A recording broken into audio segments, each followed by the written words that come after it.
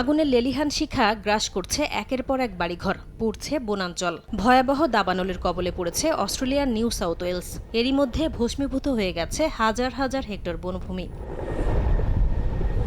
রাজ্য জুড়ে অর্ধশতাধিক স্থানে দাবানল ছড়িয়ে পড়েছে। সিডনি থেকে প্রায় ৪৫ কিলোমিটার উত্তরে অবস্থিত উলেওয়েংয়ে দাবানলে পুড়ে গেছে কয়েকটি বাড়িঘর। উত্তরাঞ্চলের আপার হান্টার এলাকার পরিস্থিতি আরও ভয়াবহ।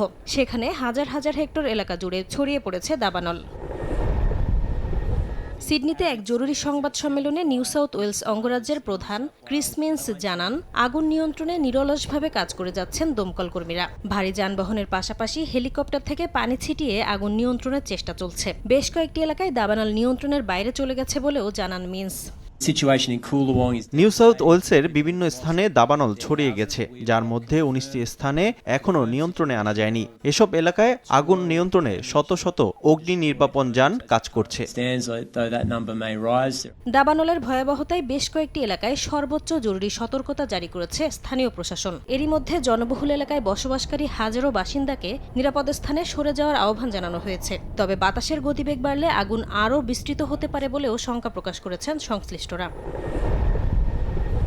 নাসরিন রুমি, সময় সংবাদ।